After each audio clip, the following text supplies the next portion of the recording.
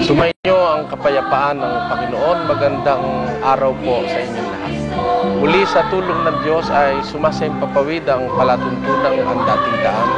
At kami po yung muling malugod na nag-aanyaya sa inyo dito sa susunod na oras ng masikhay na pag-aaral ng salita ng Diyos sa Biblia.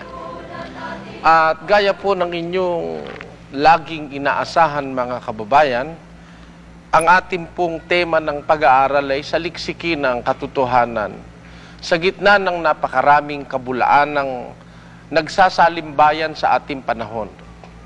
Nalalaman ng inyong mga pagkatao, ng inyong mga kaisipan, ng inyong mga puso na tayo'y nabubuhay sa isang panahong laganap ang pandaraya at sari-saring mga gimmick ng panluloko sa relihiyon.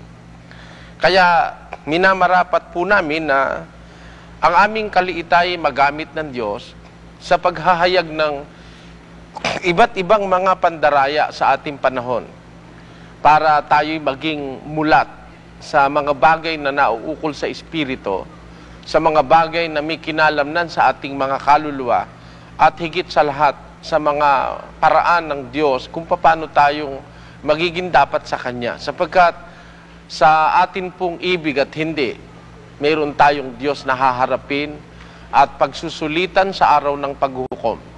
Kaya habang tayo'y may buhay at panahon, ay napakahalagang masaliksik natin ang ating destino sa hinaharap na panahon. Hindi po namimilit ang Diyos sa tao. Tayo rin ang makagagawa ng ating ikaliligtas. Gaya ng sinasabi ni San Pablo dito sa aklat ng Filipos. Pakinggan nyo ang pangungusap na ito, mga kababayan. Sa Filipos Kapitulo 2 at versikulo 12, ganito po ang sinasabi. Kaya nga, mga minamahal ko, kung paano ang inyong laging pagsunod na hindi lamang sa harapan ko, kundi bagkus pang ngayong ako'y wala, ay lubusin ninyo ang gawain ng inyong sariling pagkaligtas na may takot at panginginig.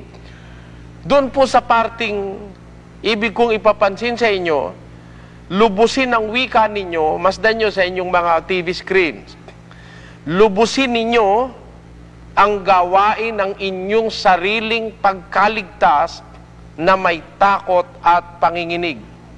Dito, kung napansin ninyo, tayo rin, ang tao rin ang makagagawa para siya ay maligtas. Hindi po sulamenting gawa ng Diyos ang kaligtasan ng tao. Hindi kagaya ng ipinangangaral ng karamihang grupo ng karismatik sa ating panahon. Na yun daw kaligtasan, gawa raw ng Diyos yun, wala na raw tayong gagawin. Yun po'y pagbubulaan. Hindi tayo tutol na ang kaligtasan ay gawa ng Diyos. Pero, meron po tayong partisipasyon. Kung nakita nyo ang sinasabi ng talata, lubusin ang wika ninyo ang gawain ng inyong sariling pagkaligtas na may takot at panginginig. Kaya, mayroong papel ang Diyos, may papel ang ililigtas. Hindi pwedeng iligtas ng Diyos yung taong ayaw gumawa ng kanyang ikaliligtas. Gumagawa ang Diyos para sa ikaliligtas ng tao at ang ililigtas niya yung gumagawa rin para sa ikaliligtas niya. Magsasalubong po yung gawa ng tao at yung gawa ng Diyos para maganap yung tinatawag na kaligtasan. Ang binasa po natin Filipos 2:12, tutuloy natin sa 13. Sapagkat Diyos ang gumagawa sa inyo maging sa pagnanasa at sa paggawa ayon sa kanyang mabuting kalooban.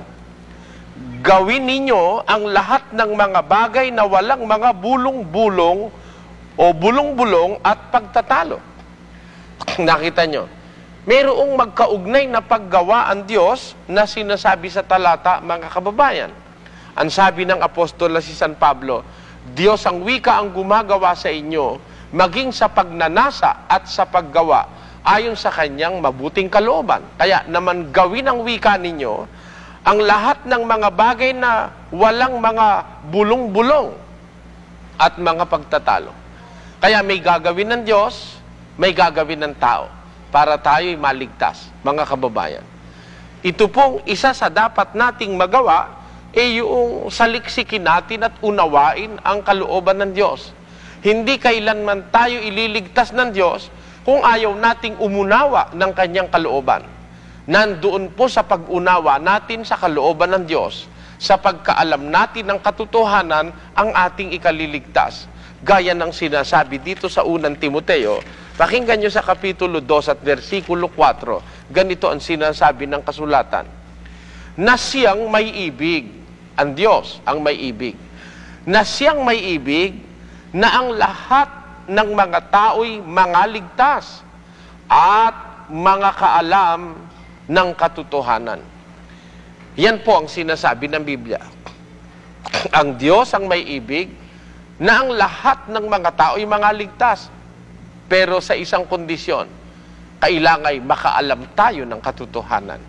Hindi po pwedeng maligtas yung taong naging pabaya sa pagsusuri sa katotohanan.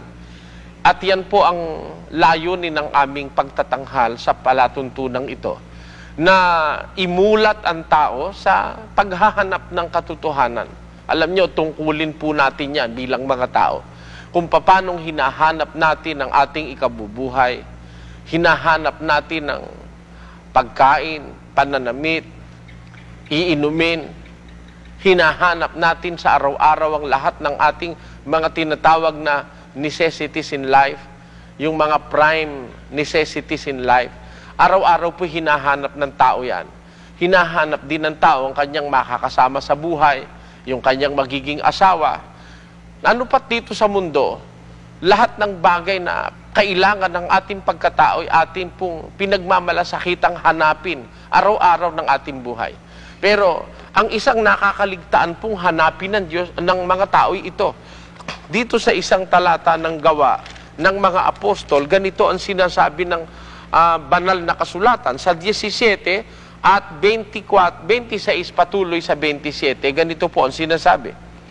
At ginawa niya sa isa ang bawat bansa ng mga tao upang magsipanahan sa balat ng buong lupa, na itinakda ang kanilang talagang ayos ng mga kapanahunan at ang mga hangganan ng kanilang tahanan, upang kanilang hanapin ang Diyos. Baka sakaling maapuhap nila siya at siya'y masumpungan, bagaman hindi siya malayo sa bawat isa sa atin, sapagkat sa Kanya tayo nangabubuhay at nagsisikilos, at mayroon tayong pagkatao na gaya naman ang sinabi ng ilan sa inyong sariling mga manunula.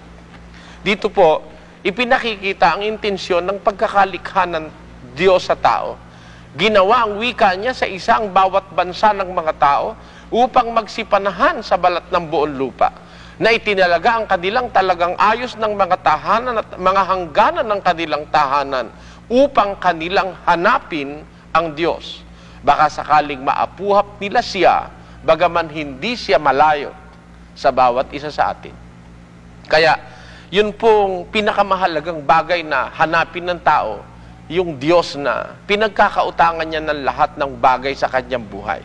Kung mayroon tayong iniukol na panahon para maghanap ng asawa, iniukol na panahon para maghanap ng mabuting hanap buhay, kung minsan ginugol natin ang ating maraming panahon sa paghahanap ng ikabubuhay, pagpupundar ng tahanan, siguro lalong napakahalagang makita natin ang Diyos, lalo na sa ating panahon, na tayo nga po'y gaya ng sinabi ko kanina, nabubuhay tayo sa gitna ng napakaraming kasinungalingan, mga gimmick lalo na sa relihiyon, kung papaanong ang mga pastor ng mga pananampalataya ngayon nagliligaw ng mga tao upang magpakasagan at magpayaman sa pananampalataya. Kaya patuloy po nating tatalakayin ang kalagayan ng mga mangangaral sa pamamagitan ng banal na kasulatan. Ang atin pong tema, hindi pa po tayo natatapos, at ito'y mag-aapat na buwan na po ngayon, o maglilimang buwan na. Ang atin pong tinatalakay sa serye ng ating mga pag-aaral ay ang tungkol sa mangangaral. Hinahanap natin yung tapat at yung hindi tapat na mangangaral.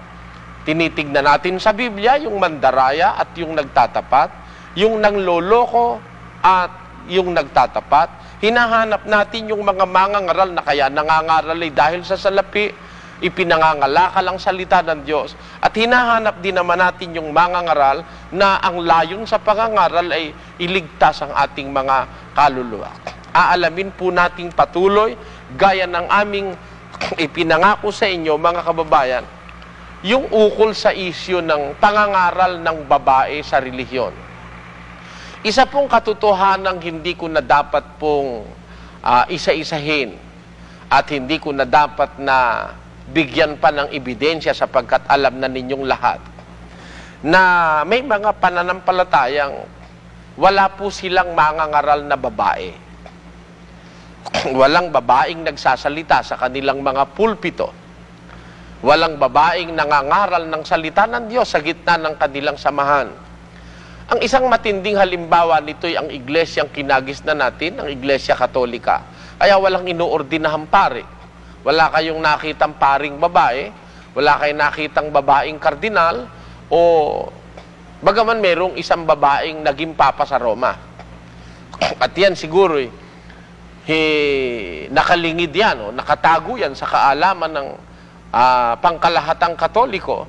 Bibihira siguro nakakaalam na minsan po sa kasaysayan ng Iglesia Katolika, nagkaroon kayo ng papa sa Roma na babae na namatay sa panganganak sa gitna sa harapan ng maraming tao. At yan po'y naitago sa matagal na panahon sa simbahang Katoliko. Pero hanggang ngayon nananatili ang kanilang aral na sinasabi na hindi pwedeng mangaral ang babae. Ang pruweba material, walang babaeng pare. Walang babaeng arsobispo. Walang babaeng kardinal. Ganon din naman sa iglesia ni Ginoong Manalo. Wala tayong makikitang ministrong babae. Sa iba't ibang mga iglesia at samahan sa ating panahon. Bagaman sa kabilang dako nun, meron ng mga iglesia na ang namumuno naman ay babae. Kagaya ng kasaysayan ng Sabadista, yung pong tinatawag na Seventh-day Adventist. Yung Iglesia Adventista del Septimo Dia na itinatag at pinangunahan ni Ginang Ellen Gold White. Yun po ay lalong kilala sa tawag na Ellen G. White. Siya po ang nagpundar, ayon sa libro ng Sabadista, siya ang nagpundar ng kanilang iglesia. At siya pa rin ang namuno at kinilalang propetisa ng samahang yan. Aalamin natin kung pumapayag naman kaya ang Diyos na ang babae maging puno sa pananampalataya gaya ng Sabadista. At hindi lang po yan, maraming samahan dito sa ating bansa, lokal na samahang relihiyong dito nag-umpisa na ang namumuno'y mga babae. Ang nangangasiway mga babae. Naawa nga ako doon sa mga lalaki, doon sa mga ganun samahan. Para bang mga walang kakwenta-kwenta pagkalalaki ng mga iglesyang ang namumuno'y babae. Ayon. Ngayon, hahanapin natin ang mga sinasabi ng kasulatan kung saan ang gagaling ang argumento at ang pagtatalo ukol sa bagay na ito. Umpisahan po natin mga kababayan, at gaya ng inyong inaasahan, hindi po tayo nagtuturo ng haka-haka o kuro-kuro sa palatuntunan ito. Sa lahat po ng palatuntunan sa telebisyon at maging sa radyo, ang palatuntunan ito hindi naglilipat ang 5 minuto at bumabasa ng banal na kasulatan. Aalamin natin sa banal na kasulatan, meron nga kayang sinasabi ang Biblia na ang babae hindi dapat mamuno o hindi dapat mangaral. Ano ang pagkakaiba ng pamumuno sa pangangaral? Hindi na nga ba talaga dapat na ang babae magsalita sa iglesia gaya ng paniniwala ng ibang mga pananampalataya sa ating panahon? Isa-isahin po natin yan sa pagtuturo ng kasulatan. Una, kunin natin, ano ba yung mga bawal sa babae? Para tayo wag maligaw, pag babae, pag-uusap babae, meron bang mga bawal sa isang babae, mga kababayan? Una ay ating basahin ang sinasabi ni San Pablo dito sa unang Timoteo, Kapitulo 2. Versikulo 9 o 11, ganito po ang ating mababasa. Ang babae mag-aral na tumahimik na may buong pagkapasakop.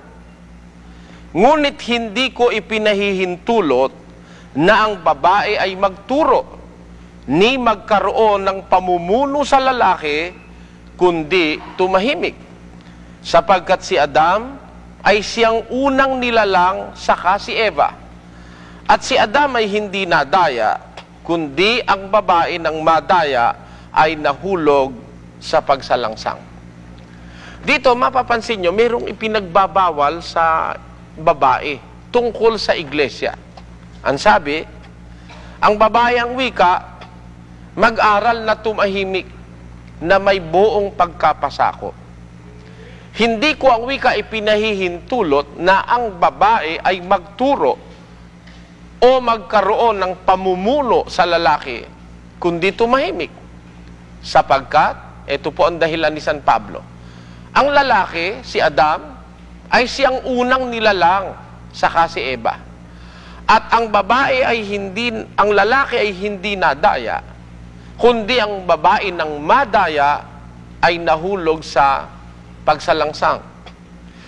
Dito makikita nyo, mga kababayan, ang aral na ito'y nanggaling sa isang napakahabang kasaysayan ng sangkatauhan na inugat ng apostol na si San Pablo ang pinanggalingan ng lahi ng tao dun sa kauna-unahang dalawang pares ng tao na nilikha ng Diyos. Ang sabi ng apostol na si San Pablo, ang babae ang wika ay mag-aral na tumahimik na may buong pagkapasakop. Hindi ko ipinahihintulot na ang babae ay magturo o magkaroon ng pamumuno sa lalaki, kundi tumahimik. Ayan. Paano ibig sabihin nung tatahimik yung babae? Tatahimik sa pagtuturo sa lalaki. Ayon. Sapagkat si Adam ang wika, ang unang nilalang saka si Eva. At si Adam ay hindi nadaya, kundi ang babae ng madaya ay nahulog sa pagsalangsang. Dito makikita nyo, ang unang-unang talatang ating nabasang nagbabawal sa babae, meron pong ganitong pagbabawal na sinasabi. Hindi ko ipinahihintulot na ang babae magturo o magkaroon ng pamumuno sa lalaki. Ngayon, itong salitang hindi ipinahihintulot na ang babae magturo o magkaroon ng pamumuno sa lalaki, kung bawal po ba sa babae ang magturo at magpuno sa lalaki? Bawal ba naman kaya sa babae ang mangaral, mga kababayan? Kasi alam nyo, kung Biblia po ang pag-uusapan, magkaiba ang kahulugan ng terminong mangaral at magturo. Iba po yung magturo kaysa sa mangaral ayon sa Biblia. Pakinggan nyo, dito sa isang talata ng Tito, sa Kapitulo 1 at versikulo 9, merong ganitong pangungusap si San Pablo. Na nananangan sa tapat na aral o na salita na ayon sa turo upang umaral ng magaling na aral at papaniwalain ang nagsisisalangsang. Yun pong pagtuturo, yun po ang pinanggagalingan ng pangangaral. Pansinin niyo ang sinasabi ng talata, na nananangan sa tapat na salita na ayon sa turo upang umaral ng magaling na aral. Sa makatwid, magkaiba po yung pagtuturo kaysa sa pangangaral. Yun hong nangangaral, dependyente siya dun sa nagtuturo. Yung umaaral, kumukuha ng iaaral sa nagtuturo. Kaya, mas nakatataas po ang kargo nung nagtuturo kaysa dun sa umaaral. Kumbaga, ang mastermind, yung nagtuturo, accomplish lang itong umaaral. Kaya yung umaaral, kailangan nananangan ng wika sa tapat na salita ayon sa itinuro upang makaaral ng magaling na aral. Kaya, sa Biblia po, magkaiba yung salitang umaaral at nagtuturo. Anong katunayan? Pakinggan nyo sa isang talata ng mga taga-Roma. Ito po ay nasa Kapitulo 12 At ang versikulo 4 patuloy hanggang 6. Ganito ating mababasa. Sapagkat kung papaanong sa isang katawan ay mayroon tayong maraming mga sangkap, at ang lahat ng mga sangkap ay hindi pareho ang gawain, ay gayon din naman tayo na marami, ang wika ni Pablo sa unang iglesia, ay iisang katawan kay Kristo at mga sangkap na sama-sama sa isa't isa. At yamang may mga kaloob na nagkakaiba-iba ayon sa biyaya na ibinigay sa atin. Kung hula ay manganghula tayo ayon sa kasukatan ng ating pananampalataya. O kung ministeryo ay gamitin natin ang ating sarili sa ating ministeryo. O ang nagtuturo, pansinin nyo, ang nagtuturo ay sa kanyang pagtuturo. O ang umaaral ay sa kanyang pag-aral. Dito maliwanag na makababanaag natin, magkaiba yung terminasyong nagtuturo sa umaaral. Ang sabi ni San Pablo, ang nagtuturo sa kanyang pagtuturo. Ang umaaral ay sa kanyang pag-aral. Ang namimigay ay magbigay ng may magandang loob. Ang nagpupuno ay magsikap, at ang nagkakawang gawa o nahahabag ay magsaya. Ito'y pinatutunayan sa atin, magkaiba po ang kategorya ng pagtuturo sa pangangaral. Ang ipinagbawal po sa babae, ayon sa Biblia, yung magturo at magkaroon ng pamumuno sa lalaki. Pero wala po tayong mababasang bawal sa babae ang umaral.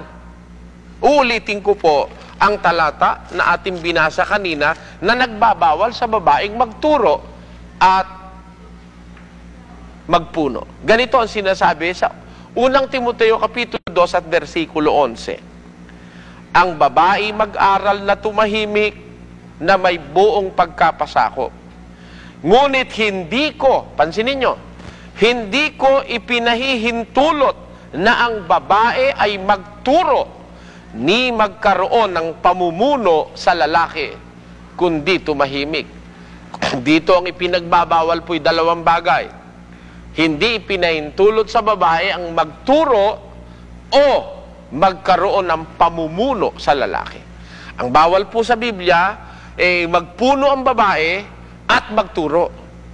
Pero, iba po yung pagtuturo sa pag-aral. Ang babae po ba'y pinagbabawalan naman ng Biblia na umaral? Pakinggan nyo.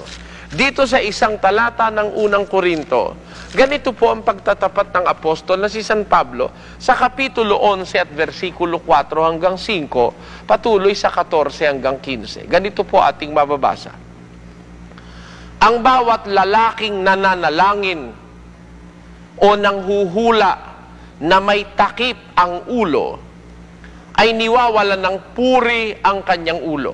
Meron ditong sinasabing doktrina Kristiyana si San Pablo. Ang sabi niya, yung lalaki, pagka siya'y nangangaral o siya'y nananalangin o nanghuhula, pagkatapos ay may takip ang kanyang ulo, niwawalan niya ng puri ang kanyang ulo. Bawal pala sa lalaki maglalambong. Ano ho? Bawal po sa lalaki maglambong. Uulitin ko ho. Ang bawat lalaking nananalangin o nanghuhula na may takip o veil o lambong ang ulo, ay niwawalan ng puri ang kanyang ulo. Ayon. Kaya bawal ho sa lalaki yung maglagay ng velo o magtakip ng ulo. At yan ay pinatutunayan din sa ating Bibliang Ingles, mga kababayan. Doon sa King James Version, meron pong ganitong sinasabi, at gusto kong basahin sa King James Version ang talatang ito ng unang Korinto 11:4. Ganito po ang ating mababasa, mga kababayan. Pakinggan nyo. Every man praying or prophesying, having his head covered, dishonoreth his head. Ang sabi po ni San Pablo, every man, bawat lalaki, kahit sinong lalaki, kasama pa rito pati mga Bombay. Naawa naman ako sa mga Bombay, laging may takip ang ulo, labag pala kay Kristo yun, ano? Ang sabi rito ni San Pablo, every man, pag sinasabi po ng Biblia every man, wala akong makaliligtas doon, basta't lalaki. every man praying or prophesying, having his head covered, dishonoreth his head. Niwawalan niyang puri ang kanyang ulo pag siya'y nanghuhula o nananalangin na may lambong o takip ang ulo.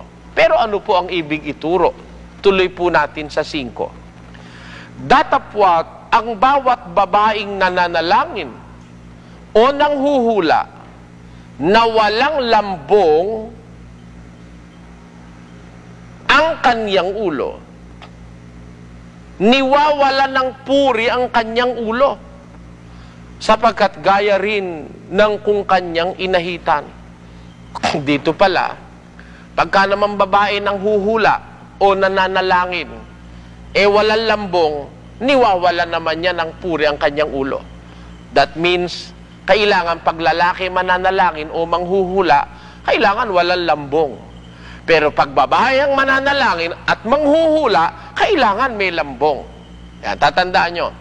Pwede hong manalangin sa Diyos at pwedeng manghula ang babae pagka may lambong ang kanyang ulo. O ngayon, yung mga manghuhulang nanonood, baka nanonood si Madam Elma, teka muna, wag mong papakahulugan ng hula-hula mong kagaya ng hula mo ito, ha? Itong hulang sinasabi sa Biblia, aalamin natin mamaya kung ano yung panghuhula na tinutukoy. Na ayon sa mga talatang ating binasa, parehong may karapatang humula at manalangin ang lalaki at ang babae. Kaya lang may kondisyon.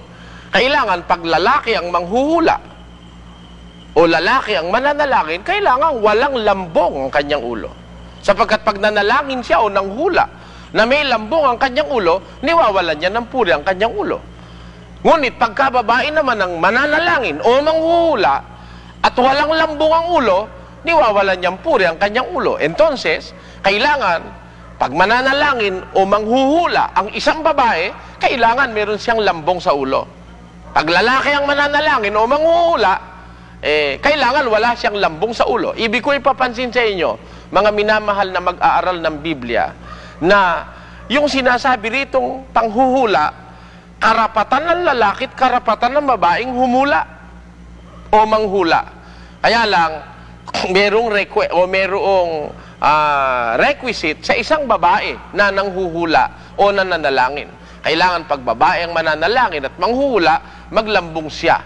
Bakit, mga kababayan? Pakinggan nyo, tuloy natin ang ating binabasa. Dito po sa Korinto pa rin, sa 7, 11:7. Sapagkat katotohanan ang lalaki ay hindi dapat maglambong sa kanyang ulo. Palibhasa'y larawan siya at kaluwalhatian ng Diyos. Ngunit ang babae ay siyang kaluwalhatian ng lalaki. Sapagkat ang lalaki ay hindi sa babae, kundi ang babae ay sa lalaki. Sapagkat hindi nilalang ang lalaki dahil sa babae, kundi ang babae dahil sa lalaki. Dahil dito'y nararapat na ang babae ay magkaroon sa kanyang ulo ng tanda ng kapamahalaan dahil sa mga anghel. Dito makikita nyo ang pagkakaiba ng karapatan ng lalaki at ng babae sa harapan ng Diyos, mga kababayan. Ang sabi ng apostol na si San Pablo, sapagkat katotohanan ng wikang ang lalaki ay hindi nararapat maglambong sa kanyang ulo, sapagkat siya'y larawan at kaluwalhatian ng Diyos. Dadapot ang babae kaluwalhatian ng lalaki, sapagkat ang lalaki ay hindi sa babae, kundi ang babae ay sa lalaki. Sapagkat hindi nilalang ang lalaki dahil sa babae, kundi ang babae ng dahil sa lalaki. Dahil dito, nararapat na ang babae magkaroon sa kanyang ulo ng tanda ng kapamahalaan. Ano ibig sabihin dito ng apostol na si Pablo? Ituloy po natin sa 14. Hindi baga ang katalagahan din ang nagtuturo sa inyo na kung may mahabang buhok ang lalaki ay mahalay sa kanya? Datapwat kung ang babae ay may mahabang buhok ay isang kapurihan niya, sapagkat ang buhok sa kanya'y ibinigay na pangtakip. Datapwat kung tila mapagtunggali ang sinuman, walang gayong ugali kami, ni ang iglesia man ng Diyos. Sa iglesia ng Diyos, isa sa ugaling ipinaiiral ng Biblia. Mga kababayan, ito po'y sa iglesia ng Diyos. So, yung iglesyang talagang nasa Biblia. Ang isa sa ugaling pinaiiral sa iglesia ng Diyos, ang babae kailangan may mahabang buhok. Sapagkat yung mahabang buhok ng babae, ang wika, yun ang binigay sa kanya ng Diyos na pinakalambong, pinakapantakip. Kailangan naman yung lalaki, huwag magpapahaba ng buhok. Sapagkat, pag ang lalaki mahaba ang buhok, mahalay sa kanya. Tignan natin ang pagkaka-render sa King James rendition ng Holy Scriptures. Dito po sa 1 Corinthians chapter 1, verses 14, o chapter 11, verses 14 to 15. Ganito ang sinasabi ng Apostle Paul sa atin. That not even nature itself teach you, that if a man have long hair, it is a shame unto him. Ito ba miski naman ilagay lang natin sa pangkaraniwang, pang-araw-araw na buhay ng tao. Ano ho? If a man have long hair, it is a shame unto him. Di ba yun ang itinuturo sa atin ng nature, ang sabi ni Apostol Pablo. Kaya nga ho, wala akong nakitang presidente ng Pilipinas, tila wag na natin lagyan ng pangalan, baka magalit pa sa atin yung mga nasa ating sosyedad na mahaba ang buhok Meron ako nakakakilalang mga ngaral nung araw, si Kaadong mahaba ang buhok, talaga hanggang dito sa likod yung buhok niya, Ngayon, sabi rito sa Biblia, kung Biblia pag-uusapan, that not even nature itself teach you, that if a man have long hair, it is a shame unto him. Sabi, tuloy natin. But if a woman have long hair, it is a glory to her, for her hair is given her for a covering. Kaya po yung mahabang buhok ng isang babae, yun ang pinakalambong niya. Yun ang kanyang pinakapantakip. Yun ang kanyang pinaka-veil o belo, mga kababayan. Yung mahabang buhok ng babae, yun ang kanyang pinakapangtakip. Kaya, yung kanyang mahabang buhok, yun ang sign o yun ang palatandaan na siya'y nasa ilalim ng jurisdiksyon ng lalaki. Sapagkat ang sabi dun sa 11:7, ang katotohanan, ang lalaki hindi dapat maglambong sa kanyang ulo, sapagkat siya'y larawan at kaluwalhatian ng Diyos. Datapot ang babae, kailangang magkaroon sa kanyang ulo ng tanda ng kapamahalaan. Kaya yun hong mahabang buhok, yun ay palatandaan, espiritual, na ang isang babae nasa ilalim ng jurisdiksyon ng isang lalaking lingkod ng Diyos, na yung lalaki naman ay nasa ilalim ng jurisdiksyon ng Diyos at ni Kristo. Alam nyo, yung buhok lang ng tao, mayroon nang ipinakikilala sa Biblia yan. Pag nakakita kayo ng isang taong lalaking mahaba ang buhok, ibig sabihin nun, hindi siya nakakakilala ng aral ng Ebanghelyo. Bahagi po ng aral ng Ebanghelyo na masama, mahalay sa isang lalaki kung siya'y may mahabang buhok. Datapot mahalay naman sa babae kung maigsi ang kanyang buhok. Sapagkat yung buhok na mahaba, yun ang kapurihan niya. Tandaan niyo po ang mga talata. Unang Korinto 11:4 hanggang 5, Unang Korinto 11:14 hanggang 15. Pagka mahaba ang buhok ng isang babae, yun ay kapurihan niya. Kailangan ang isang babaeng nananalangin o nanghuhula, may takip ang kanyang ulo. Ang kahulugan biblikal, yung takip ng ulo, yon ang mahabang buhok sa babae. Ang lalaki, pagka nanghuhula o nananalangin, kailangan walang takip ang kanyang ulo. Ang kahulugan biblikal, hindi kailangan ang lalaking nananalangin o nanghuhula ay may mahabang buhok. Pag ang lalaking nananalangin o nanghuhula may mahabang buhok na simboliko ng takip sa ulo, yun po'y mahalay para sa lalaki. Pero pag ang babae nananalangin o nanghuhula na may takip ang ulo o may mahabang buhok, yun ho'y kapurihan niya sa harap ng Diyos. Sapagkat yung mahabang buhok, yun ang ibinigay ng Diyos sa kanyang pangtakip. Ano po ang ibig ipakita ng mga talatang binasa natin, mga kababayan? Parehong may karapatang humula o manghula ang lalaki at ang babae. Parehong may karapatang manalangin sa Diyos ang lalaki at ang babae. Only there are requisites under certain circumstances. Ano yung mga circumstances na hinihingi ng Biblia? Babae ka, kahit babae ka, pwede kang manghula. Lalaki, manghuhula ka, pwede. Pareho kayo ng babae, may karapatan kayong manghula pareho. Kaya lang yung lalaki, kailangan wala siyang takip sa ulo.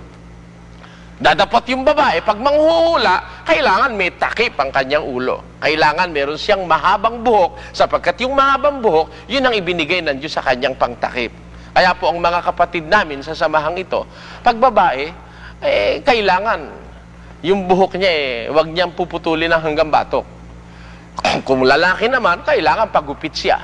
Yun ang sinasabi ng Ebanghelyo. Nagtataka lang ho ko doon sa mga ibang iglesia riyan, full gospel daw sila, hindi tinuturo yun. Kaya yung mga full gospel, palitan nyo yung tawag nyo full gospel. Pur. Yan ang ilagay nyo sa inyong mga samahan. Full gospel, ito lang, inalis nyo lahat sa Biblia. O, tinuturo nyo ba sa mga miyembro nyo yan? O, ngayon, huwag nyo naman sabihin hindi kasama sa aral ng Ebanghelyo yan.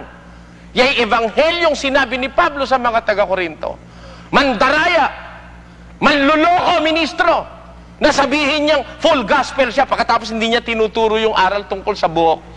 Alam niyo, ang Kristiyano, mula ulo hanggang paa, may aral na itinuturo ang Biblia.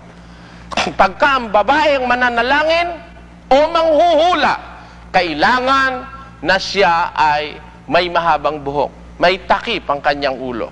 Yung mahabang buhok, simboliko yun ng takip ng ulo ng babae, ng belo. Yung mahabang buhok, simboliko yun ng tanda ng pamamahala ng Diyos sa isang babae. Ang babaeng hindi nagtataglay noon, ibig sabihin, hindi siya pinamamahalaan ng Diyos, mga mahal na kababayan. Kaya para mapatunayan nating pinamamahalaan tayo ng Diyos, mga kababayan, mga kababaihan sa ating panahon, kailangan dala-dala natin yung tanda ng kapamahalaan na sinasabi sa 11:10 ng unang Korinto. Alin yun? Yun ang mahabang buhok. Kaya pwede kayong manghula, mga babae. Kaya lang, meron kayong lambong. Pwede kayong manghula at manalangin, kaya lang, meron kayong takip sa ulo at yun nga ang mahabang buhok. Ngayon, aalamin natin sa Biblia, mga kababayan, ano ba ang kahulugan ng panghuhula? Na ang lalaki pwedeng manghula, ang babae pwede ring manghula, kaya lang may kondisyon sa babae. Ang babae, pag manghuhula, kailangan may takip ang ulo, may mahabang buhok. Ang lalaki naman, kung manghuhula, kailangan walang takip ang buhok, ang ulo. Ano ba kahulugan ng panghuhula? Pakinggan nyo dito sa isang talata ng unang Korinto, Kapitulo 11. Ganito po ang ating mababasa sa 14, ganito po ang ating mababasa. Sa unang Korinto, 14:3, ganito ang nakasulat. Datapwat, ang nanghuhula ay nagsasalita sa mga tao sa ikatitibay, sa ikapangangaral, at sa ikaaaliw. Ano po ang kahulugan ng panghuhula sa Biblia? Hindi po yan yung panghuhula ni Madam Elma at saka ni Madam Uring. Iba po yung panghuhula nila. Yun yung panghuhula nila, bawal sa Biblia yon. Pero yung panghuhulang sinasabi ng Biblia, uulitin ko po ang talata, unang Korinto 14:3. Tingnan ninyo sa inyong mga TV screen, sundan ninyo sa inyong mga Biblia sa bahay. Datapwat, ang nanghuhula ay nagsasalita sa mga tao. Nakita nyo? Kung ang babae may karapatang manghula, may karapatang magsalita ang babae, mga kababayan. Bakit? Ang definition kasi ni San Pablo dun sa panghuhula, ang nanghuhula ay nagsasalita sa mga tao sa ikatitibay at sa ikapangangaral at sa ikaaaliw. Yon. Ang kahulugan po ng panghuhula sa Biblia, nagsasalita sa ikatitibay, sa ikapangangaral at sa ikaaaliw. Kaya ang babae pwede pong manghula. Ang kahulugan ng panghuhula, pagsasalita. Kaya, ang babae pwedeng magsalita. Anong sasabihin? Sa ikatitibay, sa ikapangangaral, at sa ikaaaliw. Ang babae pwedeng umaral, ang babae pwedeng umaliw, ang babae pwedeng magsalita. Mga kababayan, sapagkat ang kahulugan ng panghuhula, inuulit ko, ang kahulugan ng panghuhula ay nagsasalita sa ikatitibay, sa ikapangangaral, at sa ikaaaliw. Napakamandaraya ng pastor na magsasabing ang babae wala ng karapatang magsalita. Samantalang nababasa sa Biblia, mga kababayan, ang babae pwedeng manghula. Kaya lang, kung manghuhula siya, kailangan may lambong ang kanyang ulo. Bawal sa babaeng manghula kung walang lambong ang ulo. Gaya rin naman sa lalaki, pag nanghula siya na may lambong naman ang ulo niya, niwawalan niya ng puri ang kanyang ulo. Ang kahulugan, kailangan ang lalaking nanghuhula, walang lambong ang ulo. Pero ang babae, nanghuhula, may lambong ang ulo. Ito yun ay minamarapat ng Diyos. Ngayon, kung ang kahulugan ng panghuhula ay pagsasalita sa ikapangangaral, sa ikatitibay at sa ikaaliw, lumalabas po sa interpretasyon ng Biblia, may karapatang magsalita ang babae. May karapatang umaral, may karapatang umaliw sa loob ng iglesia.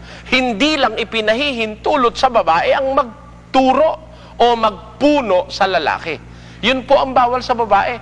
Magpuno at magturo. Nakita natin ang pagkakaiba nung pagpupuno at pagtuturo doon sa pangangaral.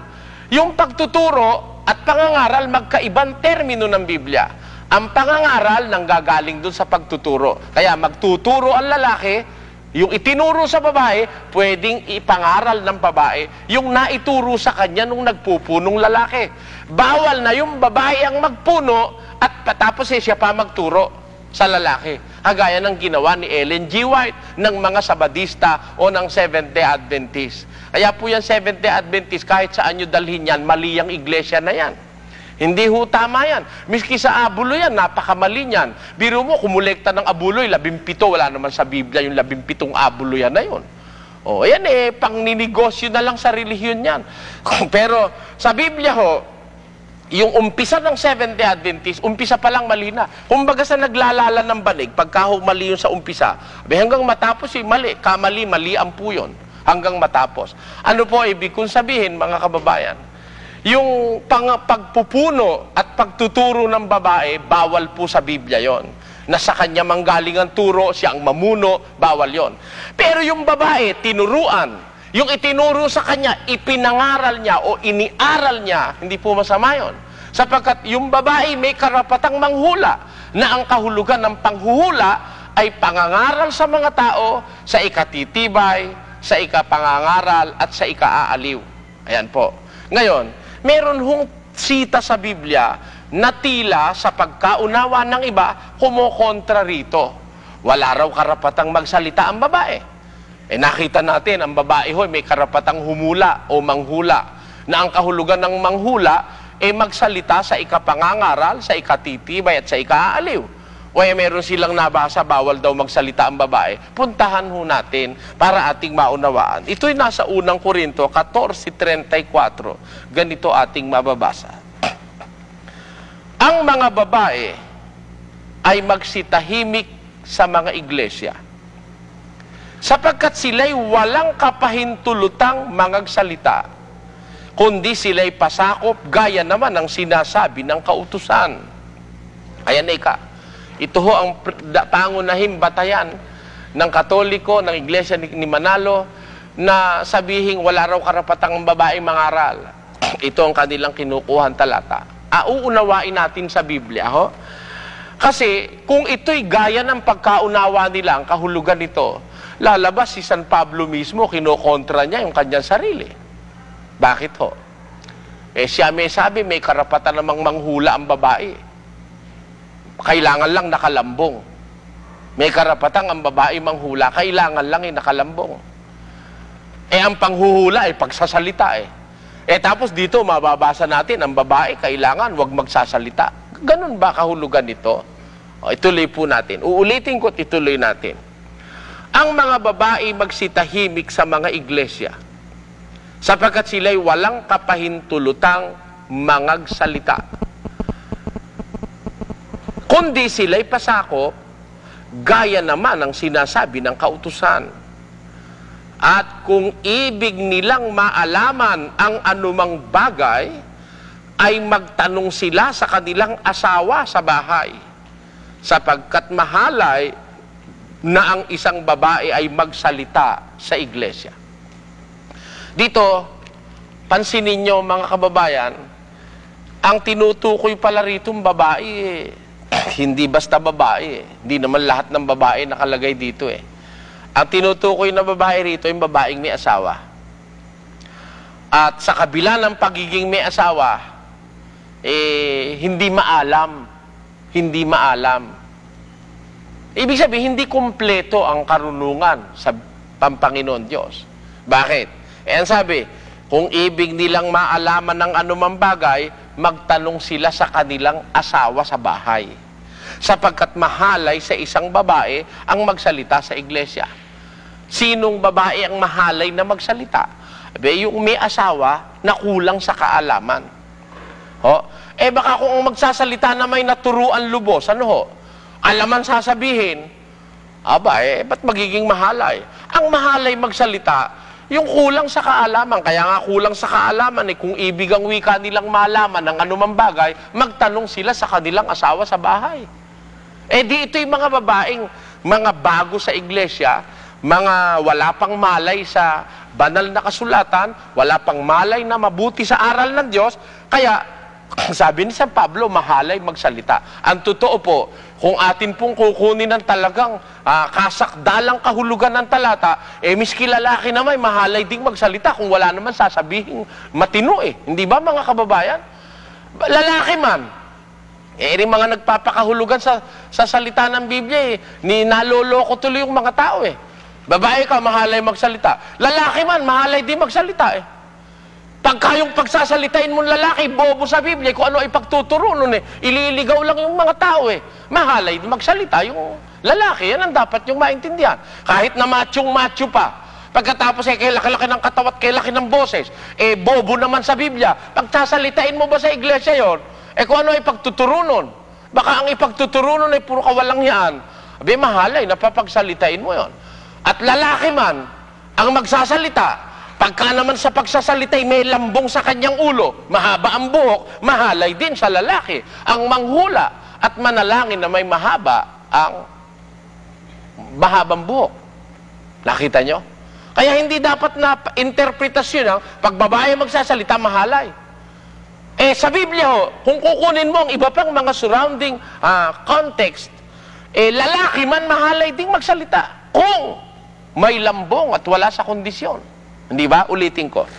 Dito po sa 11, babalikan lang natin ng kapiraso, nandito ang bawat lalaking nananalangin o nanghuhula na may takip ang ulo, ay niwawala ng puri ang kanyang ulo. Hindi ba?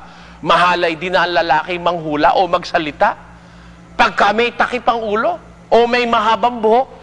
Kaya yung lalaking mahabang buhok, hindi namin pinagsasalita sa aming kongregasyon. Yung lalaking kulang sa kaalaman, hindi rin namin pinagsasalita sa aming kongregasyon. Sapagkat ang sinasabi sa Biblia, yung babae, mahalay na magsalita. Sinong babae yung mahalay magsalita? Lahat ng babae, hindi ho. Hindi ho. Ang mahalay na tinutukoy magsalita, 14:34-35 ng unang Korinto, yung babaeng wala pang ganap na kaalaman sa Biblia at sa katotohanan. Kaya ang sabi ni Pablo, mahalay na magsalita yan. Kung meron siyang gustong malaman, magtanong siya sa kanyang asawa sa bahay. Yun ang mga klase ng babae na hindi pa pinahihintulutang magsalita sa iglesia. Sino yon? Yung babaeng may asawa, kulang sa kaalaman. Yon ang bawal magsalita. Pero yung babae, naturuan ng aral, pagkatapos maturuan ng aral, may lambong. Pwede na hong manghula yan. Ang kahulugan ng panghuhulay, pagsasalita, sa ikapangangaral, sa ikatitibay, at sa ikaaliw. Kaya sino nga yung pastor na magsasabing, bawal na ang babae, papagsalitain mo? Hindi masama yung babae papagsalitain. Ang masama siyang mag-isa'y magsalita. Ang sabi ni Pablo, sa 14:34, ang babae magsitahimik sapagkat sila walang kapahintulutang mangagsalita. Sinong babae ito? Yung mga may asawa na mga kulang sa kaalaman, wala silang kapahintulutang mangagsalita. Pero yung babae, tinuruan mo, ha? Pagkatapos mong turuan, natuto. Pagkatapos mayroon ng tanda ng kapamahalaan sa kanyang ulo. Meron na siyang lambong. Pwede na siyang manghula. Ang kahulugan nun, pwede na siyang magsalita. Umaral sa ikatitibay at sa ikaaaliw. Yan po ang dapat nating mapansin. Ang katunayan, dito po sa isang talata makikita natin ang ganitong sinasabi ng banal na kasulatan sa Kolosas, Kapitulo 3 at versikulo 10. At kayo magbihis ng bagong pagkatao na nagbabago sa kaalaman ayon sa larawan niya ang lumalang sa kanya. Ayon, kailangan yung kaalaman yun ang ibihis natin ng mga Kristiyano. Pagka naibihis mo na yung kaalaman, maalam ka na, ha? Hindi na kailangan magtanong ka pa sa asawa mo sa bahay. Kundi maalam ka na, marami nang naituro sa'yo. Ano ang sabi? Dooy hindi maaaring magkaroon ng Grego at ng Hudyo, ng pagtutuli at ng di pagtutuli, ng barbaro, ng sita, ng alipin, ng laya, kundi si Kristo ang lahat sa lahat. Kaya, pagka napuspos na ng kaalaman, kahit babae, kahit Grego, kahit sita, kahit alipin, kahit laya, nagkakapare-pareho na ng kaalaman sa harap ng Diyos. Ang katunayan sa Galacia, Kapitulo 3, ay ganito ang ating mababasa sa versikulo 29 o 27. Sapagkat ang lahat na sa inyo ay binautismuhan kay Kristo, ay ibinihi si Kristo. Walang magiging Hudyo o Griego man, walang magiging alipin o malayaman, walang magiging lalaki o babae man, sapagkat kayong lahat ay iisa kay Kristo Jesus. Kaya po pag nagkaisa-isa na ng kaalaman kay Kristo, wala nang babae, wala nang lalaki, wala nang Grego, wala nang Hudyo, wala nang alipin, wala nang laya. Kayong lahat, ang wika ni San Pablo. Kung pag-uusap ay pangkaalaman, iisa kayo kay Kristo. 3:10 ng Kolosas, ang sabi, magbihis kayo na ayon sa larawan niya ang lumalang sa inyo, magbago kayo sa kaalaman. Kaya ang isang Kristiyano po may katungkulang umalam ng lahat ng bagay na ukol sa Diyos. Kahit siya'y babae, pwede siyang magsalita kung siya ay natuto ng kaalaman. Sino po yung hindi pinahihintulutang magsalita? Yung kulang sa kaalaman. Na kung merong gustong malaman sa kanyang sarili, magtanong ang wika siya sa kanyang asawa sa bahay. Mahalay sa kanyang magsalita sa iglesia. Sino ang mahalay magsalita sa iglesia? Hindi yung babaeng kulang sa kaalaman. Pero pag siya napuspos ng kaalaman, pagkatapos nandun siya sa kondisyon ng Diyos na ang babaeng nanghuhula o nananalangin, kailangang may lambong ang ulo, hindi na humasamang magsalita yan. Ang katunayan, ito po, pakinggan nyo sa isang talata ng Lucas, ganito ang ating mababasa sa Kapitulo 11 at ang versikulo ay sa 19 at ang versikulo ay 40. At sumagot siya at nagsabi, sinasabi ko sa inyo na kung hindi magsiimik ang mga ito, ang mga batoy sisigaw. Ano po ang wika ng ating Panginoon Kristo?